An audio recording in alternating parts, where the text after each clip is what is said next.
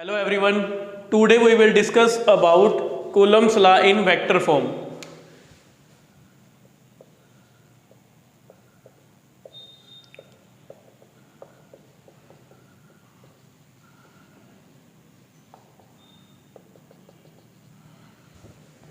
Last lecture में हमने ये पढ़ा था कि जब हमारे पास दो लाइक चार्ज है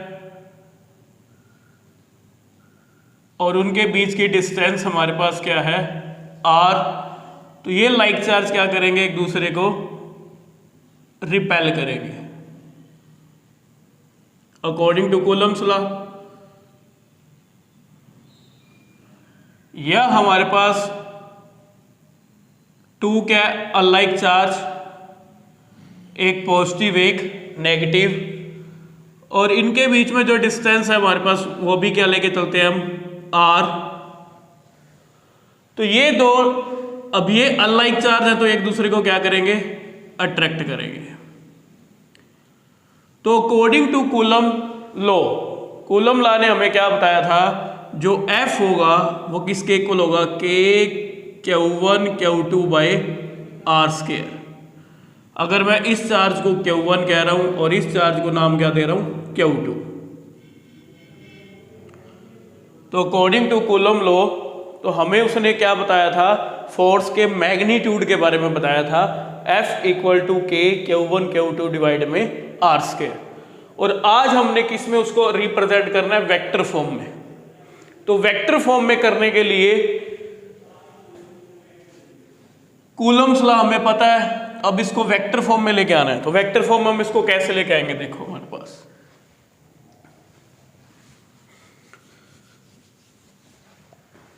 सपोज हम क्या करते हैं, 2 point charges placed at point A and B, और जो 2 पॉइंट चार्ज है वो हमारे पास क्या है, Q1 and Q2, separated by A distance R, placed in vacuum, free space, या हम क्या कह सकते हैं, एयर। अब हमें पता है ये दो लाइक चार्ज है, तो लाइक चार्ज है तो हमें पता है ये क्या करेंगे, एक दूसरे को रिपेल करेंगे। अभी हमने बात की थी जस्ट। तो इस चार्ज पे क्या लगेगी, फोर्स लगेगी इस चार्ज के द्वारा।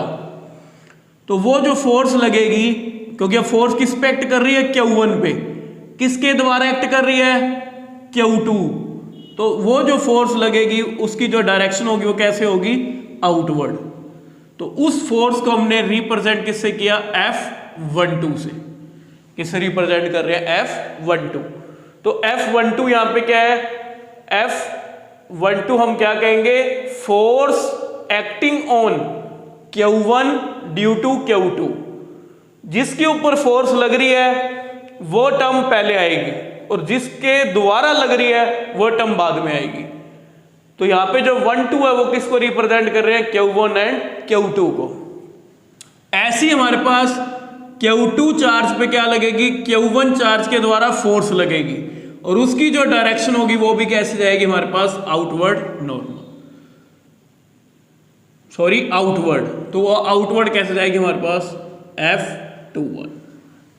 क्या होगी हमारे पास, F21। तो F21 क्या हमारे पास, force acting on Q2 due to Q1। क्या होगी हमारे पास, force acting on Q2 due to Q1। और ये जो फोर्स की जो रिप्रेजेंटेशन होती है ये उसी लाइन पे लगेगी जिस लाइन से, यानी कि जो ये जो लाइन है हमारे पास जिससे ये दो चार्जेस क्या हो रहे हैं, सेपरेट हो रहे हैं, उन्हीं लाइन पे ध्यान रखना, भी उन्हीं लाइन पे हमारे पास क्या करेगी, ये फोर्स एक्ट करेगी। जो लाइन क्या कर रही है, दो चार्जेस को क्या कर रही है, सेपरेट कर रही है। 2 पॉइंट चार्जेस को क्या कर रही है, सेपरेट कर रही है। तो अकॉर्डिंग टू कूलम लॉ,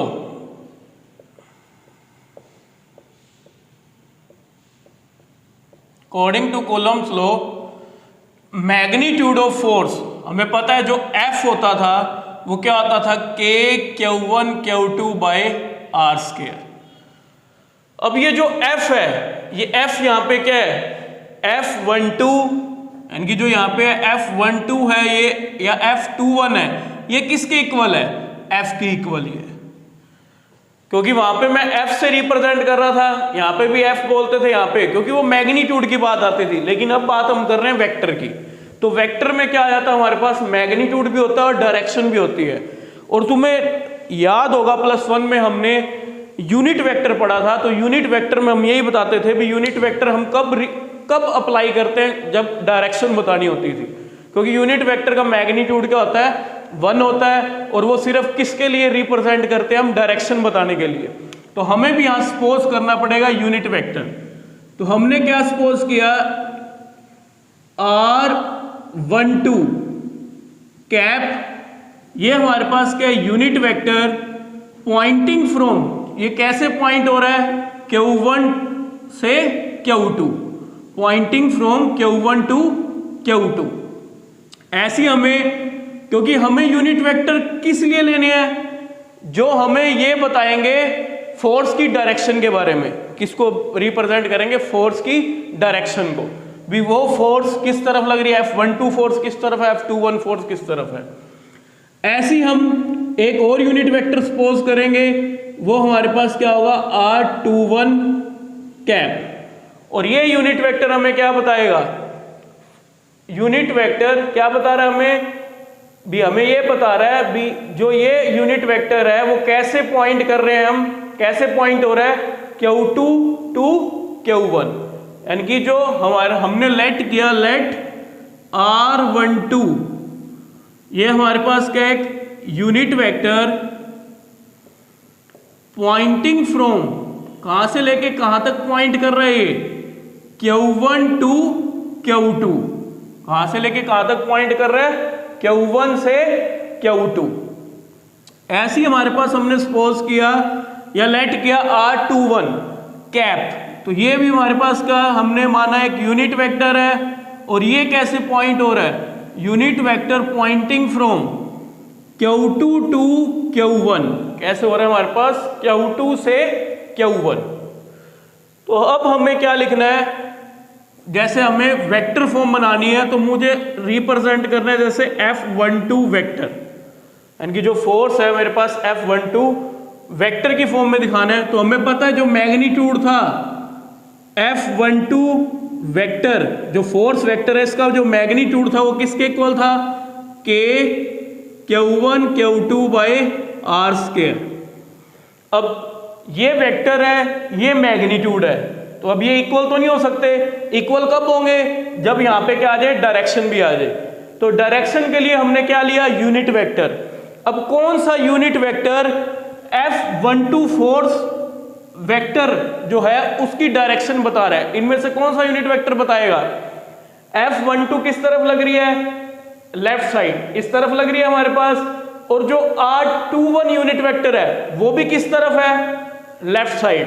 तो इसका मीन जो R21 यूनिट वेक्टर है वो किसकी डायरेक्शन बताएगा, F12 की। तो हमारे पास क्या आ जाएगा, यहाँ पे मल्टीप्लाई किससे होगा, यहाँ पे R21 कैप, क्योंकि इनकी मैग्नीट्यूड तो क्या होती है 1, और ये हमें क्या बताएगा, डायरेक्शन। ये हमें क्या बताएगा, डायरेक्शन। और ये डायरेक्शन किसकी बता रहा है, कौन से फोर्स वेक्टर की बता रहा है, F12। ऐसी सिमिलरली करके हम क्या लिख सकते हैं, सिमिलरली F21 क्या आ जाएगा हमारे पास, K Q1 Q2 डिवाइड में R स्क्वायर, क्या आ जाएगा हमारे पास, R, क्योंकि F21 देखना है, F21 वेक्टर की फॉर्म देखनी है, मैग्नीट्यूड में हमें पता है किसके इक्वल था, K Q1 Q2 डिवाइड में R स्क्वायर। अब हमें डायरेक्शन बतानी है, तो इसके लिए यूनिट वेक्टर है हमारे पास। अब ये देखो कौन सा यूनिट वेक्टर F21 वेक्टर की डायरेक्शन बता रहा है, कौन सा बता रहा है हमें, F21 किस तरफ है, राइट तरफ, और जो R12 कैप है वो भी किस तरफ है, राइट तरफ। तो हमारे पास क्या आ जाएगा, यहाँ पे आ जाएगा R12 कैप। तो यहां पे क्या लिखोगे, ये क्या है हमारे पास, फोर्स एक्टिंग ऑन, किसके ऊपर एक्ट हो रही थी, Q1 ड्यू टू Q2। तो वी गेट, तो हमें ये मिला। और ये वाली फोर्स हमारे पास कौन सी होगी, force acting on Q2 due to Q1, तो वही क्या है। तो ये हमारे पास जो ये दो इक्वेशंस बनी, ये इक्वेशन 1 और ये इक्वेशन 2, ये क्या रिप्रेजेंट कर रही है हमारे पास, Coulomb's law in vector form. Vector form आ गई हमारे पास, ये मैग्नीट्यूड बता रहा है, इतनी टर्म्स हमें क्या बता रही है, मैग्नीट्यूड, और ये क्या बता रहा है, डायरेक्शन। तो इसका मीन्स जहाँ पे जो फिजिकल क्वांटिटी हमें क्या पता है, मैग्नीट्यूड भी पता है और डायरेक्शन भी पता है, तो वो वहाँ पे क्या बन जाती है, वेक्टर क्वांटिटी। तो ये हमारे पास टॉपिक था Coulomb's law in vector form. अब इसी में चलते हैं, अभी ये जो फोर्सेस हैं इसकी इंपॉर्टेंस क्या है, importance of Coulomb's law in vector form. भी हम वेक्टर फॉर्म क्यों लेके चल रहे हैं, तो डायग्राम यही होगा, तो डायग्राम है, इसको नहीं मिटो रहा, इसको हम रब नहीं करेंगे। नेक्स्ट टॉपिक क्या बनता है, importance of Coulomb's law in vector form. अब इसकी इंपॉर्टेंस बतानी है मुझे, Coulomb's law in vector form. तो अभी हमने पढ़ा था according to Coulomb's law in vector form, जो हमारे पास फोर्स थी F12, वो क्या आई थी हमारे पास, K Q1 Q2 डिवाइड में R स्क्वायर R21 कैप। तो देखो इसके जस्ट अपोजिट है, यहाँ 12 है तो यहाँ पे आ जाएगा 21। अब जो यहाँ आता है उसी के अकॉर्डिंग हम यहाँ लिख देते हैं R21 स्क्वायर, लेकिन ये मैग्नीट्यूड में इक्वल है, ध्यान रखना, R12 और R21 ये मैग्नीट्यूड में क्या होते हैं, इक्वल होते हैं। ये क्या होंगे हमारे पास, इक्वल। मैं यहाँ पे R12 भी लिख सकता हूँ और R21 भी लिख सकता हूँ, तो कंफ्यूज मत होना, दोनों आ सकते हैं क्योंकि मैग्नीट्यूड में वैल्यू क्या है, इक्वल है।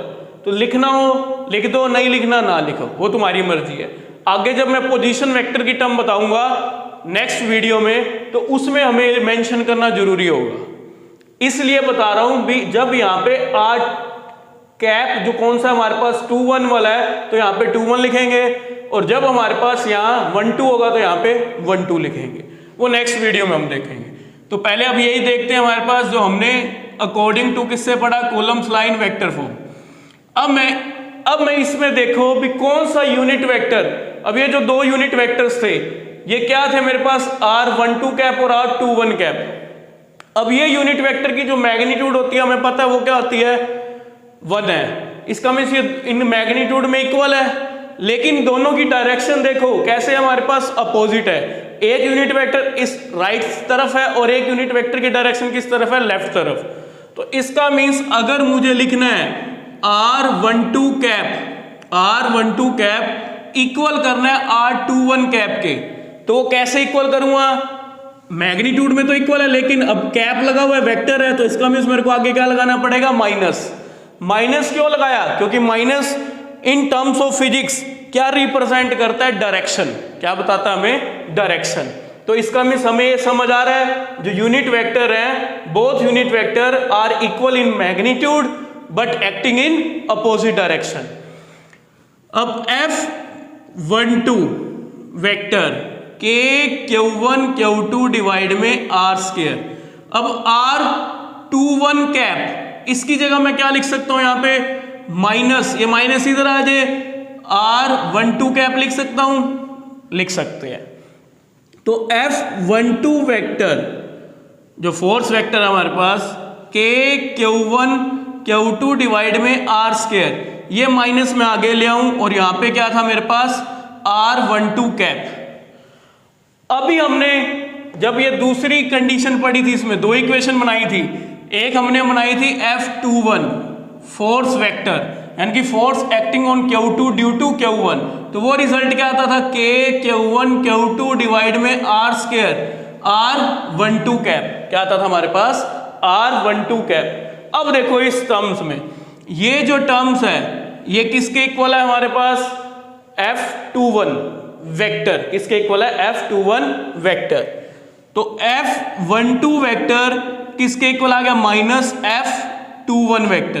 तो इसका मीन्स हमें क्या समझ आया, इसमें जो फोर्सेस होंगी वो कैसे होंगी, इक्वल एंड अपोजिट। जो हमारे पास फोर्सेस लगेंगी दो पॉइंट चार्ज के बीच में, जो एक दूसरे पे फोर्सेस लगा रहे हैं, दो पॉइंट चार्ज, वो कैसी लग रही हैं? Equal in magnitude and acting in opposite direction. तो ये हमारे पास फर्स्ट इंपॉर्टेंस है Coulomb's law in vector form. किसकी इंपॉर्टेंस आ गई? Coulomb's law in vector form. Second importance क्या है? Electrostatic force, forces between 2 point charges is a central force। कौन सी है हमारे पास? एक सेंट्रल फोर्स। सेंट्रल फोर्स क्या होगी? That is they act along line joining between the centre of 2 point charges, centre of 2 point charges. तो उसको हम क्या बोलते हैं? Central force. क्या बोला जाता है? Central force. अब देखो इसको कैसे समझोगे? यहां पे देखो हमारे पास एक मेरे पास F12 फोर्स वेक्टर है और एक मेरे पास है F21 फोर्स वेक्टर। अब हमने यही देखना है भी जो 2 point चार्ज के बीच में, जो Q1 Q2 के बीच में जो फोर्सेस लग रही हैं वो यही लग रही हैं।